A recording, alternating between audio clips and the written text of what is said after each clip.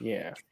And even And your cell phone is also tax deductible too for anybody that's on a bike or in a car. However, that was my next question. He beat me to it. I I was beat going to you ask, to it. how much can you write off your cell phone reasonably without triggering an audit? Because some people try and write off 100%, and half the time they're on the phone with their girlfriend, and the other Right. half the time they're actually using it for business. So remember, it's a business expense, right? So it should be anything that's ordinary and necessary for business. So if you have one cell phone line and you're using it for personal and business, please do not, please do not write off 100% of your bill. You're asking for a fight, and you don't want that fight with the IRS. You're not going to win.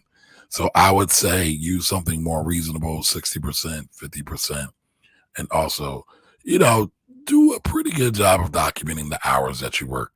Now, again, when I do tax returns, I do a tax return based on can it stand up to the defense of an audit, which means that if the IRS pulls my tax return, will I be able to defend?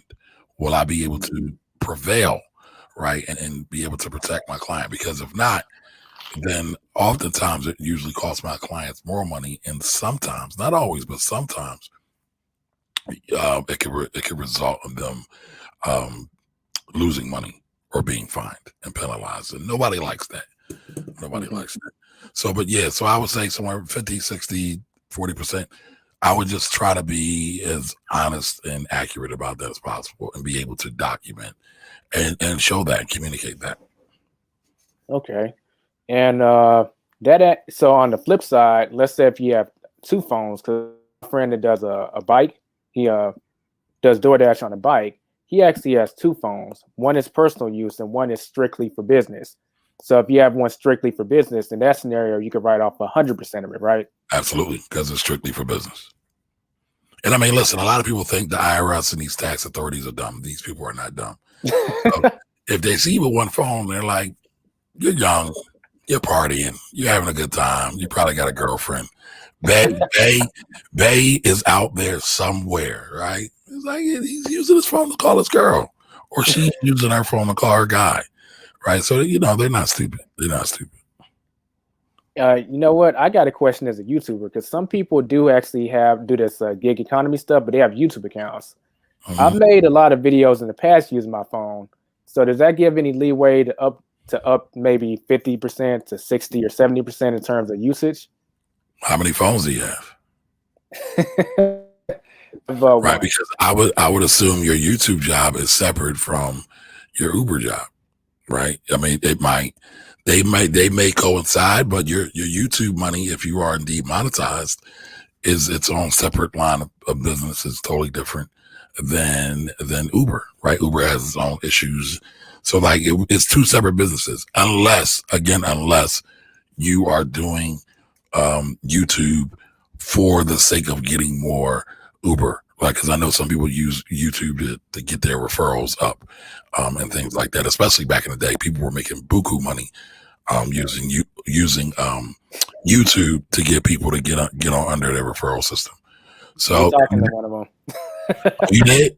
Oh yes. Oh, nice, nice, nice. That was smart. That was smart. But you can do that now. You can write your phone off for your YouTube business. You absolutely can. But again, I would just be reasonable about saying how much you're using for personal and how much you're using for the business. So, Elijah, let's use you as a kind of a crash dummy in a scenario. You Hey, use use me. one third, let's say for your Uber business. Let's say you have, let's say another third for your personal, and then another third for your YouTube business. Right. So that's roughly 66.6% of your phone bill, right, used for your business. But it'll be recorded separately Right. on two different schedules. That's Gotcha. how I would do it. That's how I would do it. Another, Yeah. We got a hey from Brooke. Well, what's going hey, on, bro. Brooke? Appreciate you tuning in. Todd, I purchased two phones, one for Uber, one for Postmates. I may add other deliveries too.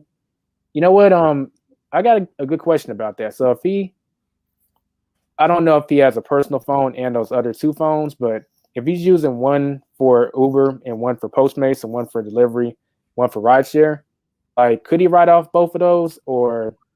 I mean, let's just go off the data he gave us, right? Mhm. Let's assume that person was already taken care of. But from the data he gave us, he has a phone for Uber, that's a business phone, and he has a phone for Postmates, that's a business phone. So he has 2 business phones that he can write off, just on the surface. Now, if he's using them for personal use,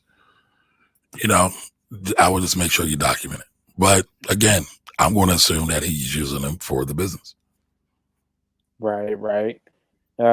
He also mentions if you pay for gas, it should be a write-off. You're paying for gas. But if memory serves me correctly, wouldn't that fall under the actual expense method? It does. Yeah. So you got 1 or 2. You can do standard or you can do actual. So, and Ty just said he has 3 phones. So he's got 2 phones for the plug, and he's got 1 phone to be personal. Yeah, he say, I'm gonna spend the money anyway. I'm gonna spend it on my business and not give it to Uncle Sam. I can respect that. Yeah. You gotta weigh that out. You gotta weigh that out. Sometimes I see people that want to just spend things just for the sake of spending things, using that same ideology. But you gotta remember, for every dollar you spend, you might only get back anywhere from 15 to 27 cents back in tax benefits or tax write-offs. So it's not a dollar for dollar benefit. Just remember that it's not a dollar for dollar benefit. Yeah, that's true.